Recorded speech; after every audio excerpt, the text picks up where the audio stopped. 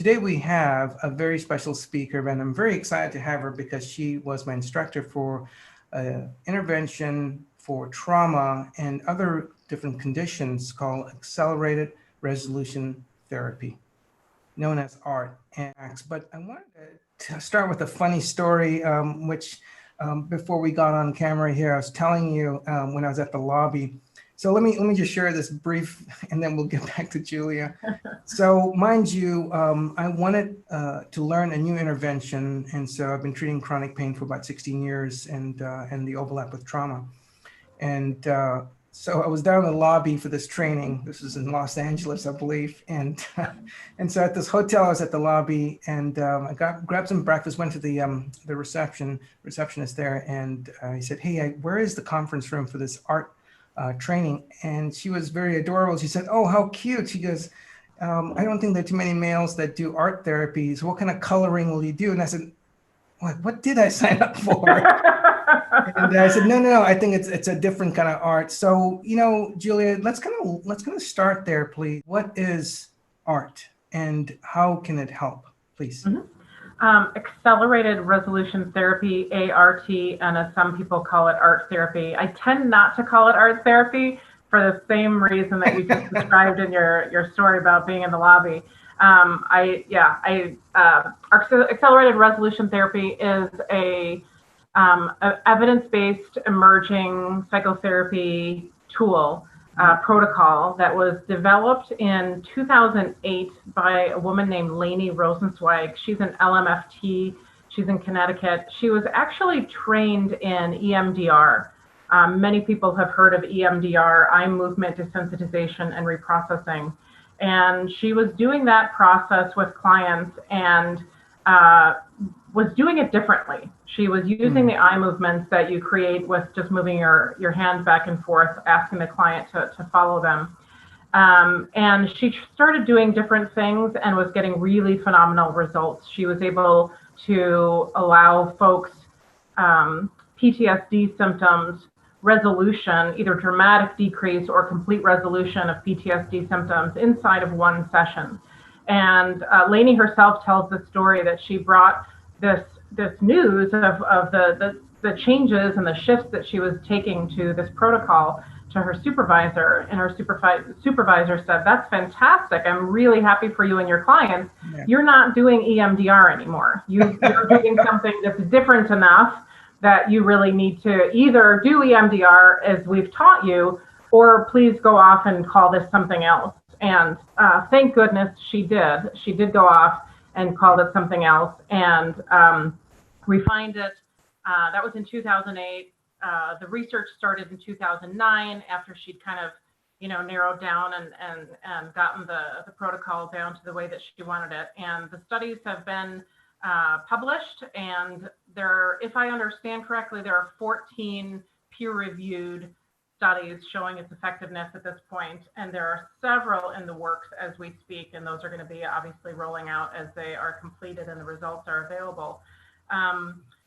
What this therapy is the use of bilateral stimulation, so the eyes simply going back and forth, and using the window of reconsolidation, or memory reconsolidation. So we use the client imagining, remembering events in their life that have been upsetting, and these can be anywhere from wartime combat, to sexual assault, to much smaller things. These don't need to be enormous, huge, life-changing events. This is an incredibly versatile tool, and it can be used with many, many different types of issues. The most effective and the most dramatic is with PTSD from trauma. Got you. I'm wondering whether we can pause you for a second as you continue. So it's very fascinating. Just to quickly summarize, this is different from, which we'll get into shortly, but this is different from EMDR. And but what you're telling us is it's almost, and then again, it's not almost, it is very effective. And the question I had that keeps popping up with many different patients that I've actually done this, one of the first questions they ask is, how effective is it? And just give us a typical case or an example that might be helpful before we kind of look at the comparisons between EMDR and this. So, so if you can share a case, but just to kind of let everyone know, is this intervention has to do with the eyes moving back and forth, Correct. right? Which you call bilateral stimulation. Yes. And the other thing is, can you also share, as you tell us about the case, is does the military use this? Is that something where it's already been done? If you can share a little bit about that. So a case and the military, if you just kind of weave that in, please. Yeah, absolutely. It is used by the military, actually. Wendy Waits is one of the heads of the mental health services at Walter Reed Medical Center, and she is a huge advocate and user of A.R.T, and many different government facilities have been trained to use accelerated resolution therapy with its clients. The cases I have, so many, it's hard to even pick, but I could, one most recent, I had a woman who came to me with really, really very frequent triggered status from a sexual assault. And this sexual assault happened, I want to say about 2 years ago, and many different moments in her day or week would trigger the PTSD symptoms. Wow. And we were able to, take a couple of sessions to prepare and explain what we're going to do, how we're going to do it. At this point, we're doing it over telehealth because of COVID. And what we were able to do inside of one official A.R.T session, so a couple of prep sessions and then the one A.R.T session itself, we were able to eliminate her PTSD symptoms when she would think of this event that happened to her. In fact, one of the pieces that she was most shocked by was there was a particularly triggering event that would happen in her day-to-day life that would bring all of those traumatic symptoms back. And it happened after our session, and she literally kind of stopped in her tracks, preparing for the wave of physical and emotional upset that would normally come over her at this trigger, and it didn't. And she was just standing there kind of waiting for the upset to come, and it didn't. And she said she had tears of joy that the trigger just never happened. Wow. I think I got to tell you, I think just to share with this, to hop on this fun way of helping people, and just to really, it's so rewarding, just the way I can see the expression on your face there. I got to tell you, I think you remember probably my first email to you after I did my first session. I'm like, it worked. And I was and I was a little bit confused. I'm like, because many of the interventions in psychotherapy, or even, and again, and not knocking EMDR, it's a different way of helping people, different interventions that's evidence-based.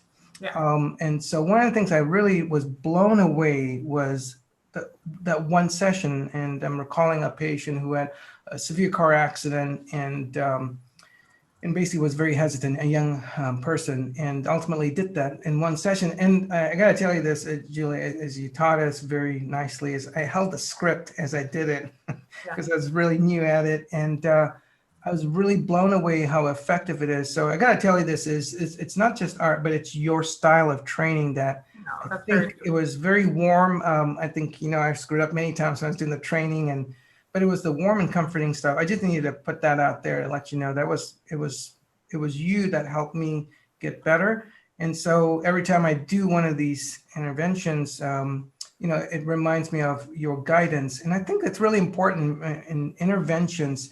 May that be evidence-based if the people that train, the therapists, psychologists, psychiatrists, the health professionals, if they don't have that good rapport and that sense of joy and that confidence, which you shared with me, but coming back to your client and my client, is that it's mind-blowing, and I was just blown away when I got that instant reward from helping that patient. And the patient too was blown away by how it resolved. And 24 hours later, that night, apparently he said he slept well. And is that a very common thing with this person? Very common.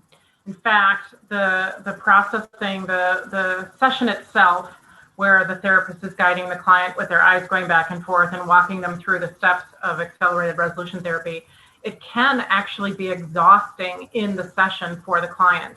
they're not doing much physically. Their eyes are just going back and forth, and they're imagining things, and they're also noticing what's going on in their body. This is a somatic body-based therapy, which is one of the things that makes it different from other therapies. Yeah. When you're finished with the A.R.T session, depending on the size trauma that you just processed, you can feel like you've just run a marathon. But it's a really, really satisfying, tired, and people have reported being able to sleep through the night for the first time since traumas or upsetting events, often after A.R.T. So that's a very, very common outcome, is the body's able, that fight, flight, or freeze activation is able to finally reduce.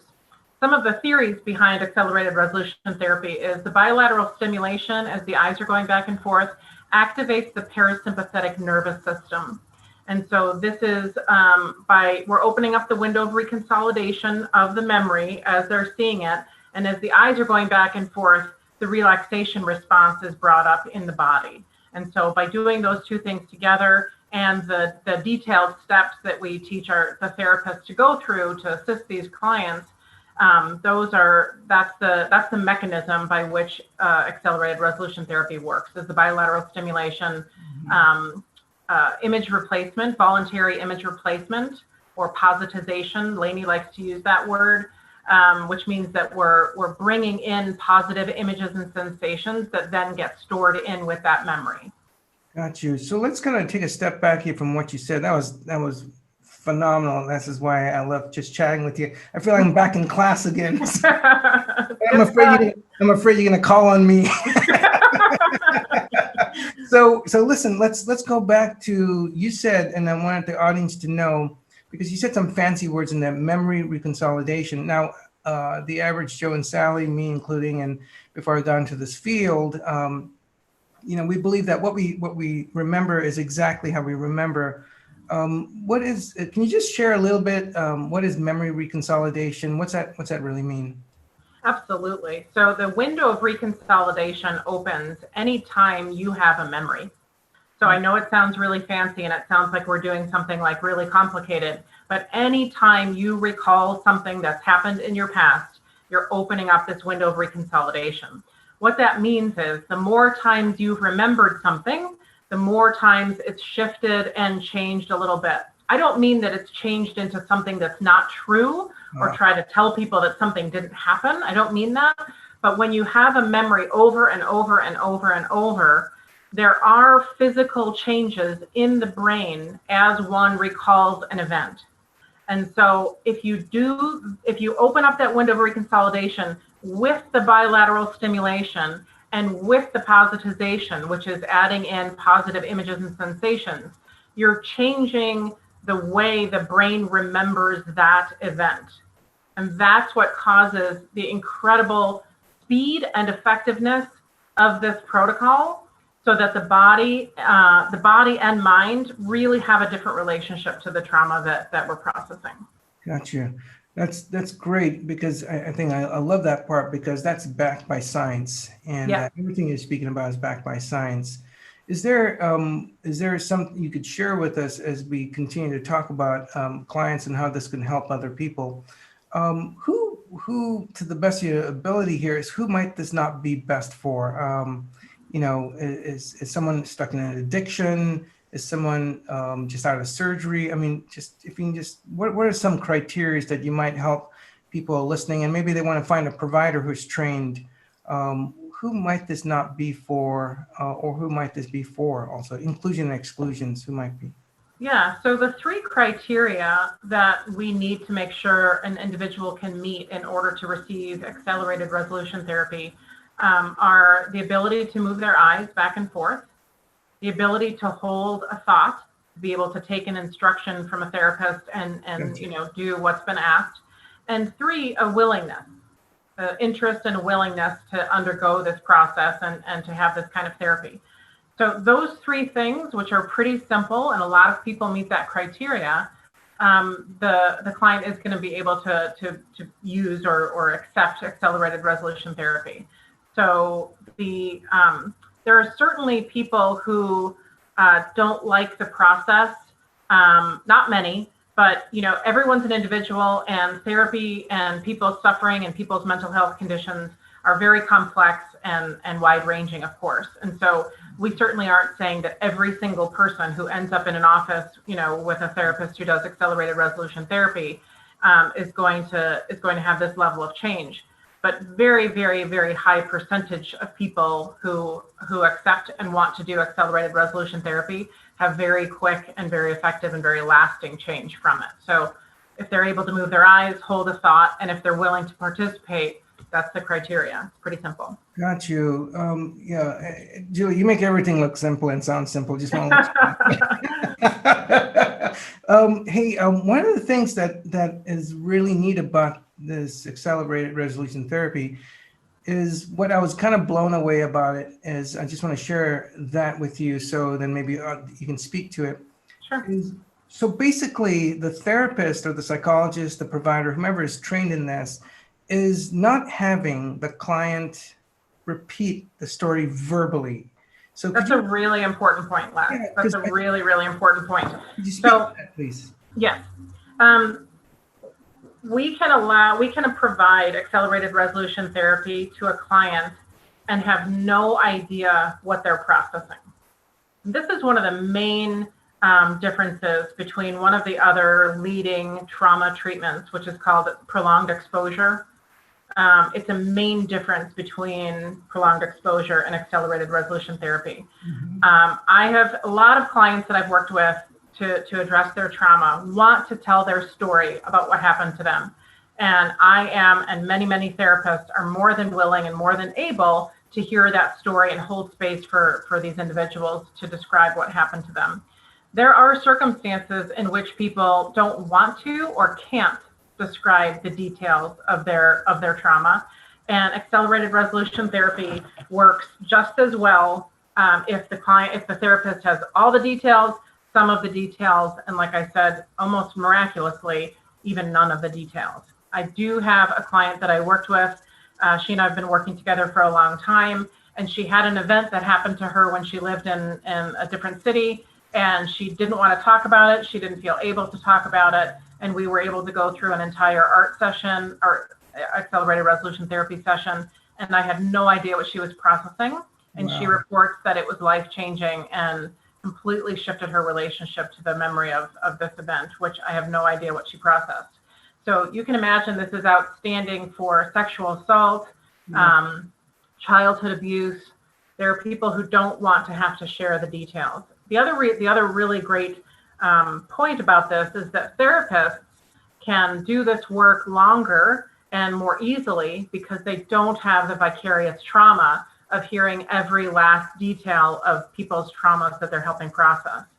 So it can be better for the client to not have to relay every single detail, although they can, again, if they want to. And it's much easier on the therapist in the long run because they just hear less traumatic stories that they have to then carry themselves.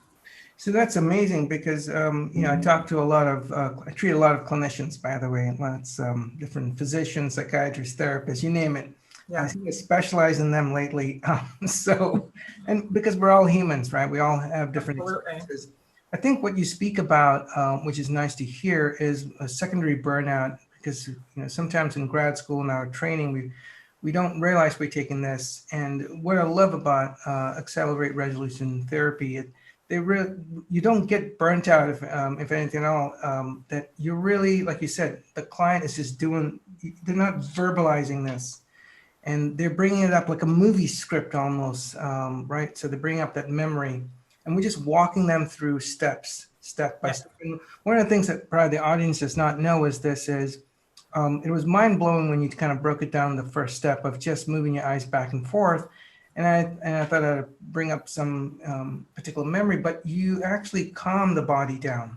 I mean, one of the first steps is to make sure that there's tension in the body. And that was really impressive, which speaks to the parasympathetic stuff. So basically, you're not going in there, like fighting or just resisting.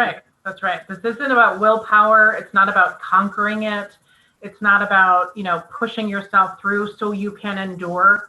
It's really about changing the relationship, really reprogramming the mind and body's relationship to the memories. Yeah. That sits really well with me because in mindfulness training, whether it's meditation or even acceptance and commitment therapy, is you nailed it right there, is that our goal is to change a relationship to what shows up. But what accelerated resolution therapy does, based on what you just said, is you go in there and literally change the sensory processing, the memory. I mean, you go in there, not only just relate differently, I mean, pun intended, you paint a whole different picture.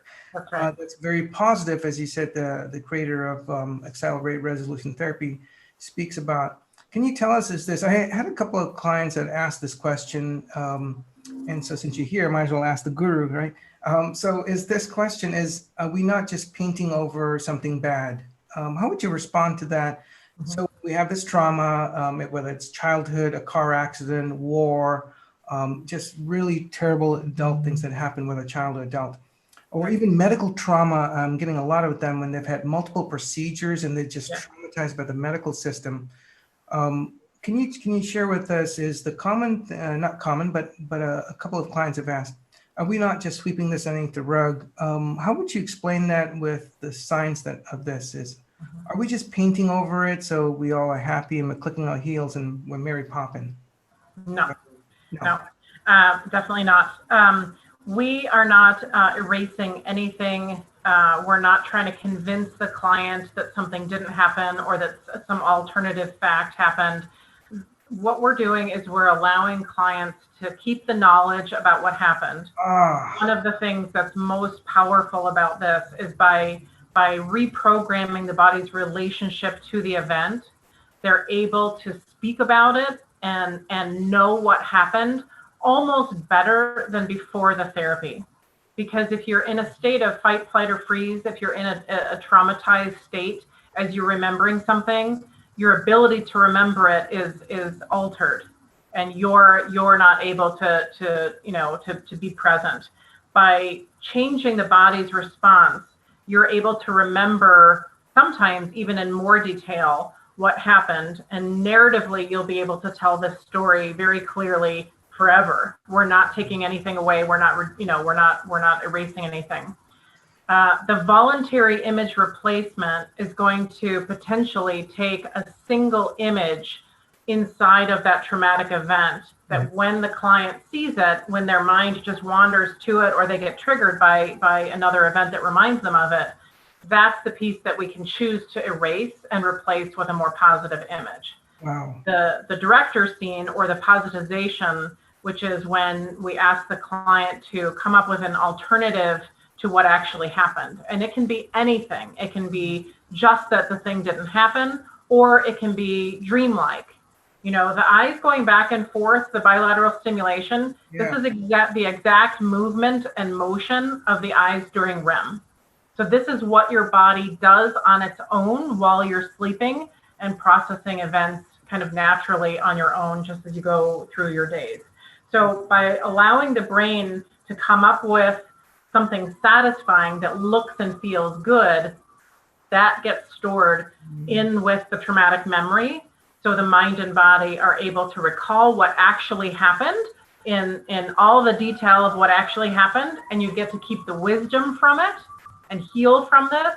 But we're not trying to convince you that something didn't happen. We're not trying to tell you that it didn't happen. Yeah, no, that's really neat. I got two comments and then a comment and a question.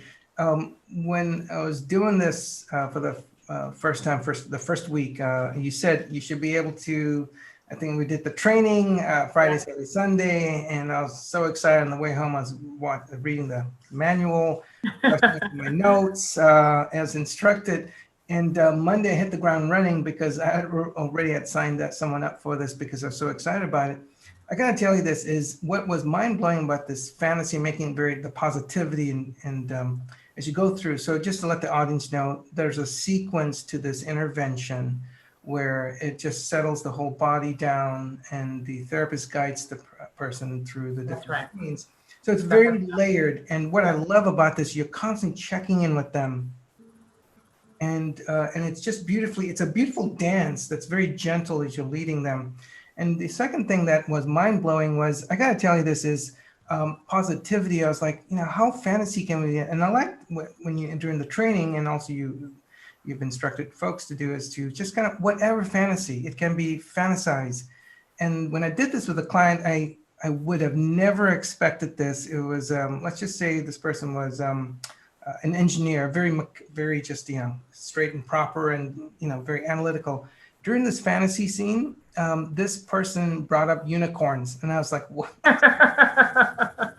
I would have never expected someone to bring up. And so after we processed, I said, tell me a little bit about that. I just wanted to get some information. He goes, I like unicorns, but I've always kept that. It's so wonderful and just joyful. You can fly away with it. So just let the audience know that, it's your fantasy. That's right. That's right. When you re-script, when you the narration has changed, it's all about you. So you get to make that changes. The therapist guides you with different suggestions, but that was really wonderful. It really, what I do notice about this accelerated resolution therapy, interestingly, is by the time you get to the middle of this treatment, and most of my treatments usually run anywhere from 60 to 90 minutes. I was kind of blown away. The simpler ones was like 60 minutes as we just kind of moved through. And I can almost see the affect change. And in fact, you told us about this, and I thought, because you're the expert, and I'm like, well, will I be able? So I had some doubt in my mind. As I was getting towards the latter part, the middle part of the treatment, towards the end, following the steps exactly as you outlined, I start to see smiles more often towards the end and a sigh of relief. Is this common? Not only are smiles and sighs of relief, but the longer you do this, I know maybe you've already had this experience already. I've had tears of joy in the middle and end of A.R.T sessions, surprisingly often. Wow. It's that powerful, and it's that quick that people can not often, but at times really genuinely be overwhelmed at the shift that's happened so quickly inside of the session. And so we help the client process that as well, just like we help them process everything else that comes up, the negative stuff, the trauma response, fight, flight, or freeze that comes up. We also sometimes have to help them process how quickly this got resolved and kind of their amazement. And we've, if you remember in the training itself for the therapists, we have, several videos that we show, and there are people who are tearful with joy. And I just had a text from a client the other day, and they said that they were sitting there realizing that things had changed so dramatically that she also was having tears of joy, days after the session. So, we were talking before about how it's helpful for the therapist to not necessarily have to hear every last detail of traumas. But the other thing that's so great about this is that not only do we have less trauma ourselves from hearing about all of them, but we have such a sense of accomplishment and the ability to help people in such an impactful way is really exhilarating. And it's really changed the course of my psychotherapy practice. I really think of my therapy that I did pre-A.R.T and post-A.R.T, and the level of excitement and the level of willingness to get to the office, and frankly, even providing the trainings to other therapists is some of my absolute favorite parts of my career at this point, because I get to work with people like yourself and hear your stories that resemble so much my stories with this protocol. Yeah, it's fantastic. And, as you were speaking, what popped in my mind here is that you showed us in the training, that'd be nice. And one of the last segments as we'll be wrapping up here in about 5-10 minutes here could you speak to two things, military and, have you treated a few military folks and, folks coming back and, this country is going through lots of changes. And so I was wondering if you can speak to two or one or the other military people you've treated or, with different war, because it's not that it's a different trauma, it's the way it's experienced, as I like to say, is the trauma is not the event, it's the experience that's still kind of stuck in the body, the memory, the sensations are there. And could you speak about COVID? One of the fantastic things about accelerated resolution therapy is not only how effective it is, but how versatile it is. It's really outstanding to treat a specific trauma or even a chronic trauma that's happened. But there's other ways of using accelerated resolution therapy, including being able to address issues that don't have a scene associated with them. So depression, anxiety, stuckness in relationships, stress management, major life decisions that people feel really burdened with self-perception, identity issues. There's perfectionism, there's self-hatred. I've worked a lot with people where there was not a scene that was able to be processed. And so there's other protocols, other ways of using this methodology, and people can feel huge changes and feel resolution inside of a session, even if we don't have a scene. So that's my answer to the COVID situation. Even if somebody doesn't have a family member, or if they're not sick, but the heightened level of distress and worry and overwhelm, this can absolutely help people with that as well. And then military, I don't specialize in vets, but I absolutely in my practice have had folks who have had military experience, and I have the similar experience that people who do work in the VAs have, that these situations, these memories are resolved usually inside of a session, and they're able to talk about the event, whatever happened, the accident, the combat, the comrade's death, and they're able to speak about it in a very matter-of-fact way. They know exactly what happened. They're able to take the wisdom from the event, and the relationship with it has really changed. In my private practice, I've been doing this for 23 years, and I learned accelerated resolution therapy early in 2018, and I've been using it ever since. And personally, I still believe that the therapeutic foundation, the therapeutic relationship is foundation.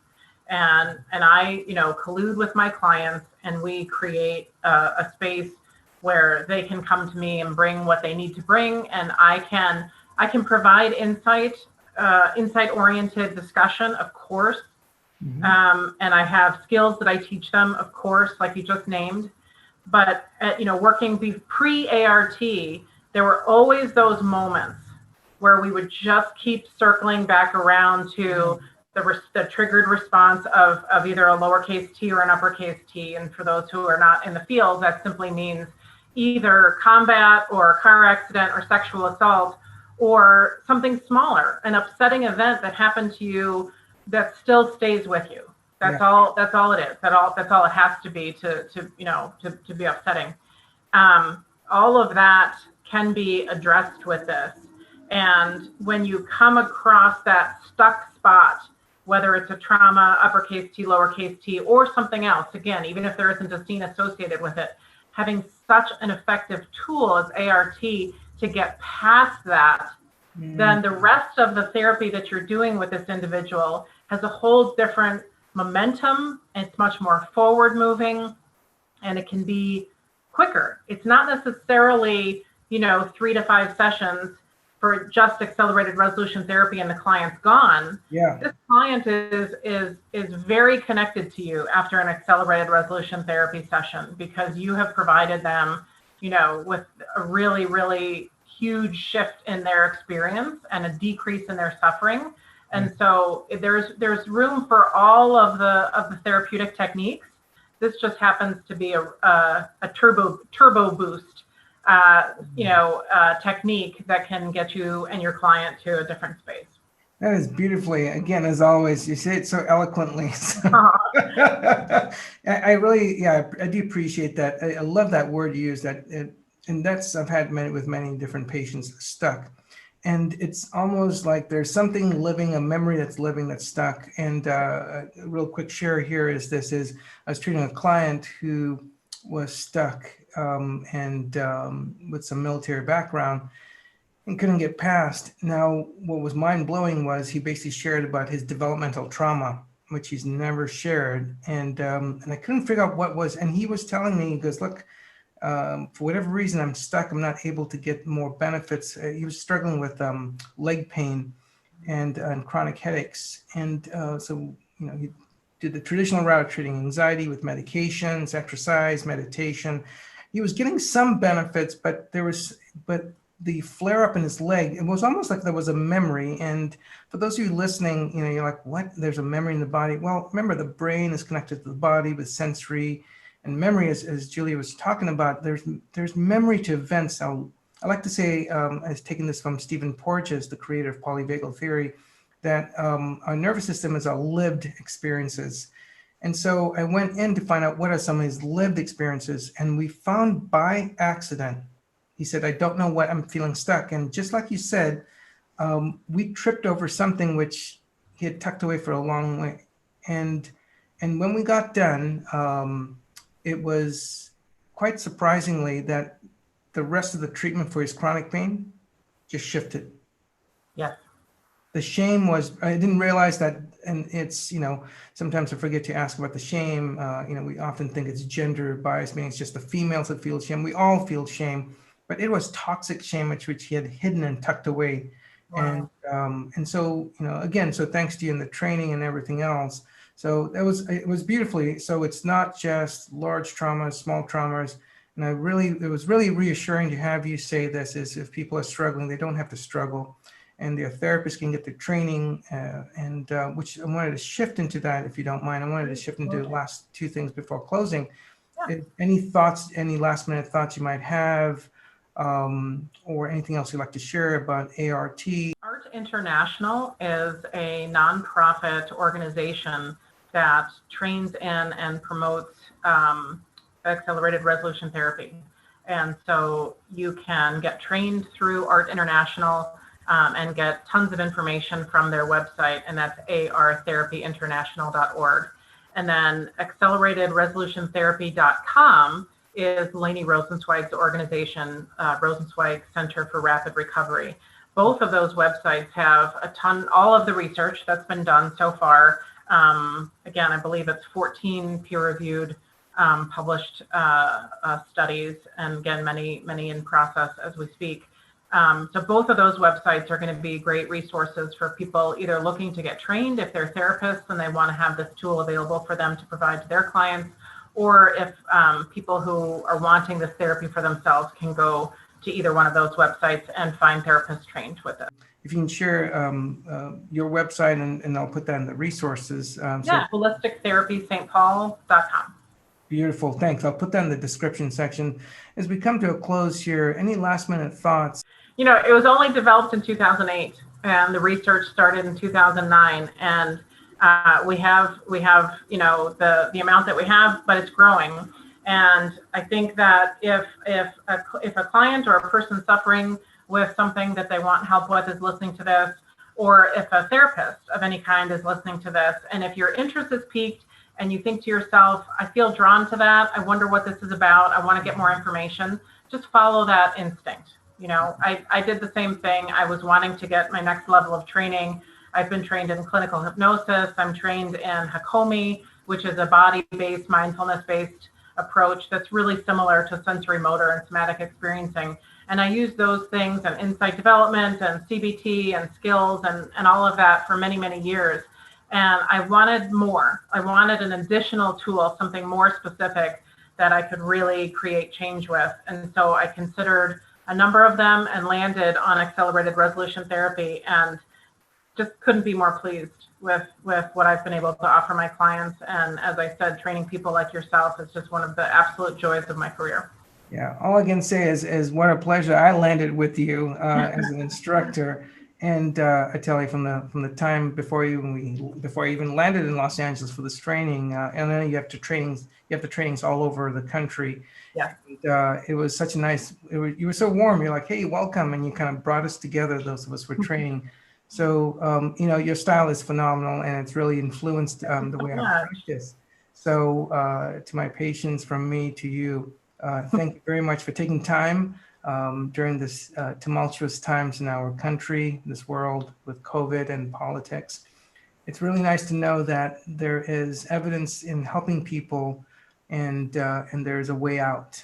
We don't have to suffer. Really, thank you very much for your time. I'm Dr. Lasaria, and we will be back again in the next few episodes with another expert and other skills. Until then, be kind to yourself, as always. Have a great day.